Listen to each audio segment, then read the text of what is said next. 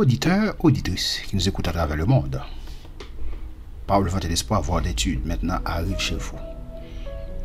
Père Céleste, Dieu Alpha et Oméga, le commencement et la fin, nous te disons merci Seigneur parce que tu nous as gardés, tu nous as protégés. Aujourd'hui Seigneur, nous avons l'opportunité, l'occasion d'annoncer ta parole.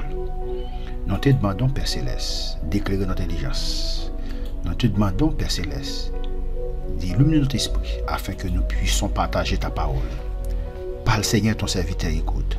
Nous te prions en vertu de mérite, mais au nom de Jésus, Fils qui vit au siècle des siècles. Amen. Merci, vous qui avez abonné à ma chaîne YouTube, merci. Vous qui avez partagé mes études sur les réseaux sociaux, je vous remercie. Vous qui avez fait des commentaires, je vous remercie. Nous étudions le lundi et le mercredi les doctrines bibliques, le vendredi et le dimanche, le livre des Proverbes.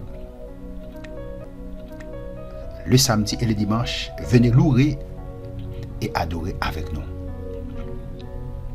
Aujourd'hui, nous avons un nouveau sujet qui est l'adoration. Ok? L'adoration. C'est notre sujet pour aujourd'hui. C'est Dieu qui établit son Église. Et il le fait dans un but précis. Il fait dans un but précis, dans un but spécial. En lui, nous avons aussi été mis à part. Nous avons aussi été mis à part, ça veut dire nous sanctifier en lui. Prédestinés selon le plan de celui qui opère tout selon la décision de sa volonté, afin que nous servions à célébrer sa gloire. Nous qui d'avance avons espéré en Christ, d'après Éphésiens 1, verset 12, verset 11, 12. En lui, ici, c'est Jésus.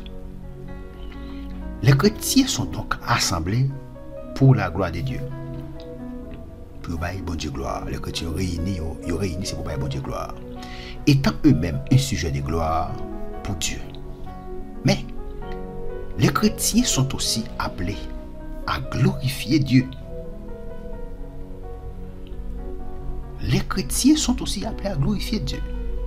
Et la première manière de rendre gloire à Dieu, c'est de l'adorer. Première façon pour rendre gloire à bon Dieu, ça veut dire pour bailler bon Dieu gloire, c'est adorer. La première façon, ou bien la première manière de rendre gloire à Dieu, c'est de l'adorer, c'est adorer. Quelle sorte d'adorateur Dieu veut-il? Qui sorte d'adorateur? Quelle sorte d'adorateur Dieu veut-il? Qui sorte d'adorateur qui bon Dieu veut? Luc 4, verset 8. Lisons ensemble. Luc 4, verset 8. Luc 4, verset 8. Nous lisons ainsi. Il dit, Jésus lui répondit, il est écrit, tu adoreras le Seigneur ton Dieu et tu le serviras lui seul. Ça c'est là, Jésus te fait gêner pendant, ça c'est la tentation de Jésus, après Jésus te fait gêner pendant 40 jours, 40 nuits. Satan te vient attaquer. Parce qu'il était grand goût. Ça c'est l'humanité de Jésus. Satan te vient attaquer. Il vient offrir pour le faire wash ton pain. Et dans verset 3, il dit, le diable dit, si tu es le fils de Dieu, sous ses petites bon Dieu, ordonne à cette pierre qu'elle devienne du pain. L'autre pour ton pain. Jésus lui répondit, il est écrit, mais ça qui est écrit, l'homme ne vivra pas de pain seulement. Le diable ayant élevé, lui montra en un instant tous les royaumes de la terre. Il montra toute puissance et la gloire de ces royaumes. Il dit, car elle m'a été donnée. Et je la donne à qui je veux. Je vais parler là. Il dit, si donc tu te prosternes devant moi, elle sera tout à toi. Satan dit Jésus-Christ, si vous prosternez devant moi, ça veut dire Satan connaît, n'est-ce pas, la valeur. Satan connaît valeur adoration et nous-mêmes nous pas connaît valeur adoration. Il dit Jésus-Christ sous prosterne devant moi. Ma boîte tout. Jésus répond, il est écrit. Mais ça qui est écrit. On va adorer le Seigneur ton Dieu. On va adorer et on va servir lui-même seul. Et c'est lui-même seulement qui mérite l'adoration. Waouh, quelle sorte d'adoration Dieu fait-il, ouais? Et tu adoreras le Seigneur ton Dieu et tu le serviras lui seul. Jean 4, versets 23 et 24. Jean 4, verset 23.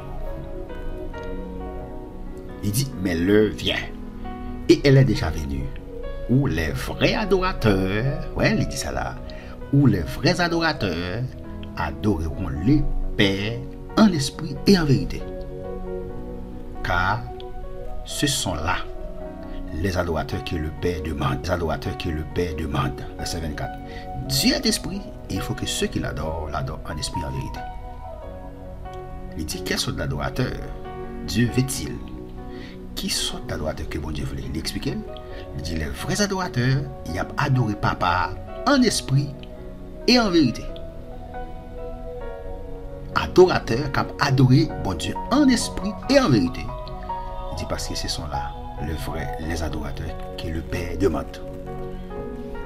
Adorer bon Dieu en esprit et en vérité. Qui sont les adorateurs que bon Dieu voulait? Eh bien, c'est moins capable d'adorer bon Dieu en esprit et en vérité.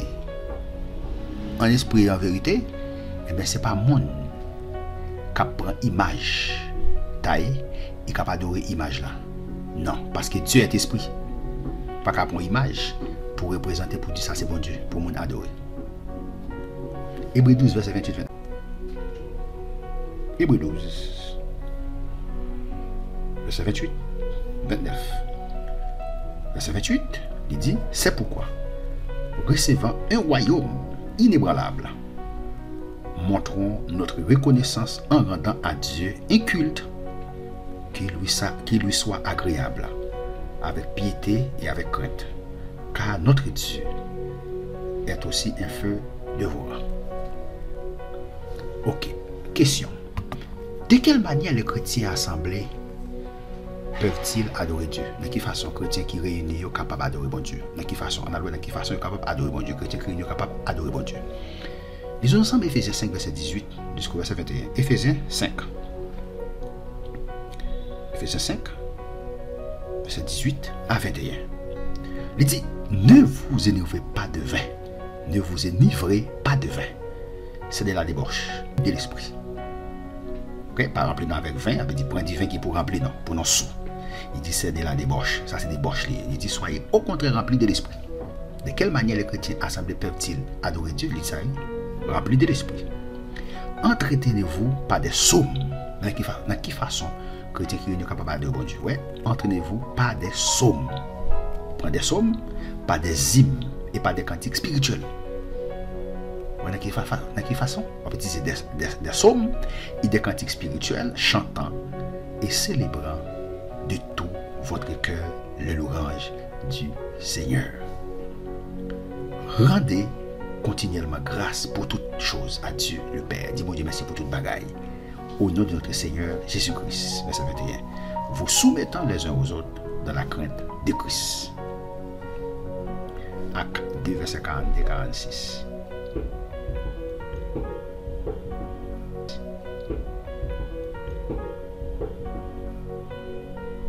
Acte 2, verset 42. Il dit, il persévérait dans l'enseignement des apôtres. Apôtres, disciples. Il a persévéré dans l'enseignement des apôtres, dans la communion fraternelle, dans la fraction du pain et dans les prières. La crainte s'emparait de chacun et il se faisait beaucoup de prodiges et de miracles par les apôtres. Tous ceux qui croyaient étaient dans le même lieu. Ils avaient tout en commun. Ils vendaient leurs propriétés et leurs biens.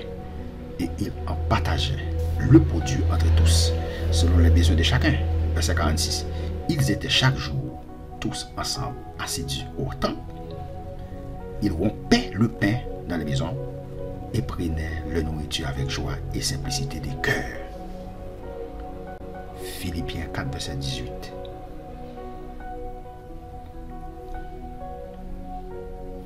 Il dit, Philippiens 4, verset 18, il dit, j'ai tout reçu, moi c'est pas tout le bagage, pour parler là, et je suis dans l'abondance, j'ai été comblé de bien. En recevant par Épaphrodite ce qui vient de vous comme un parfum de bonne odeur, un sacrifice que Dieu accepte et qui lui est agréable. De quelle manière les chrétiens assemblés peuvent-ils adorer? On peut utiliser bien l'argent au service de Dieu, au service du royaume de Dieu. Utiliser richesse ou bien sont possédés au service de l'évangile. Ok.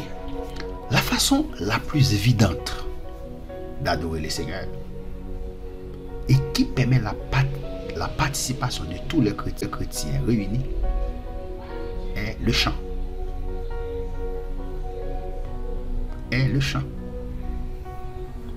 Quels sujets peuvent être inclus dans cette adoration verbale et musicale? Regardez. Exode 15, verset 1-3.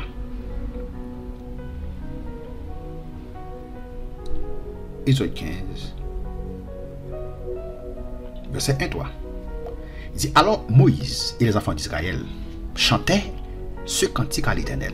Ouais, il a chanté cantique ça à l'Éternel. Il dit, qu'est-ce qu'il a dit? Je chanterai à l'Éternel car il a fait éclater sa gloire. Il a précipité dans la mer le cheval et son cavalier. L'Éternel est ma force et le sujet de mes louanges. L'Éternel c'est force moi et le sujet de mes louanges. Quels sujets peuvent être inclus dans cette adoration verbale et le sujet de mes louanges? C'est lui qui m'a sauvé. Il est mon Dieu. Ouais. Je le célébrerai. Il est le Dieu de mon Père. Je l'exalterai. Béni soit l'Éternel. Psaume 91, verset 1, 7. Psaume 95, verset 1, 7. Il dit, venez, chantons avec allégresse à l'Éternel. Poussons des cris de joie vers le rocher de notre salut. Allons au-devant de lui avec des louanges. Faisons retentir des cantiques en son honneur. Car l'Éternel est un grand Dieu. Il est un grand roi au-dessus de tous les dieux. Il tient dans sa main les profondeurs de la terre. Et les sommets des montagnes sont à lui. La mer est à lui. C'est lui qui l'a faite. La mer c'est pour lui, c'est lui qui fait la terre aussi. Ses mains sont formées, l'ont formée. Venez, prosternons-nous et humilions-nous, fléchissons le genou devant l'Éternel, notre Créateur. Car il est notre Dieu et nous sommes le peuple de son pâturage, le troupeau que sa main conduit. Oh, si vous pouviez écouter aujourd'hui sa voix, n'endurcissez pas votre cœur comme à Mériba. Psaume 103, verset 1-3. Alléluia. Psaume 103, verset 1-3. Mon âme bénit l'Éternel. Mon âme bénit l'Éternel. Que tout ce qui est en moi bénisse son Saint-Nom. Mon âme bénit l'Éternel et n'oublie aucun de ses bienfaits.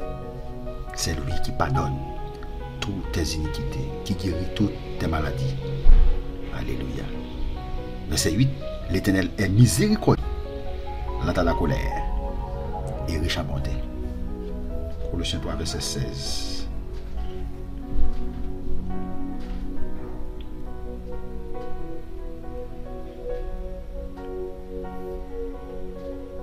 Que la parole de Christ habite parmi vous abondamment. Instruisez-vous et exhortez-vous les uns les autres en toute sagesse, pas des psaumes. Well, quels sujets peuvent être inclus dans cette adoration verbale et musicale? Pas des psaumes, pas des hymnes, pas des cantiques spirituels, chantant à Dieu dans vos cœurs sous l'inspiration de la grâce. Si vous n'avez pas encore abonné, je vous encourage maintenant à vous abonner à ma chaîne YouTube pour recevoir une nouvelle étude chaque semaine. Il est merveilleux de constater que l'existence de Dieu au niveau de l'adoration est en même temps un grand bienfait. C'est dans Psaume 32, verset 11. Louer le Seigneur est une grande source de joie. Louer le Seigneur, c'est une grande source de joie. On va louer le Seigneur. Si tu es attristé, on va bien joie. Est une grande source de joie. Juste, réjouissez-vous en l'Éternel, faites qu'on content. Soyez dans l'allégresse, poussez des cris de joie, vous tous qui êtes droits de cœur. C'est dans Psaume 149, verset 4. L'assemblée est une joie pour Dieu, car l'Éternel prend plaisir à son peuple. Il prend plaisir à son peuple. Louez l'Éternel, louez-le pour ses faits. Louez-le selon l'immensité de sa grandeur. Louez-le avec la sonnerie du corps. Louez-le avec le lyre et la harpe. Louez-le avec les instruments à cordes et les chalumeaux. Louez le Seigneur avec les cymbales sonores. Louez-le avec les cymbales éclatantes. Psaume 150. Que Dieu vous bénisse, que Dieu vous garde, que Dieu vous protège. C'était votre serviteur, je vous pose une question qui était en train de partager avec vous la parole de Dieu. Abonnez-vous si vous n'avez pas encore abonné. Si vous avez déjà abonné à ma chaîne YouTube, partagez mes études sur les réseaux sociaux. Dieu va continuer à vous bénir. À la prochaine pour une prochaine vidéo.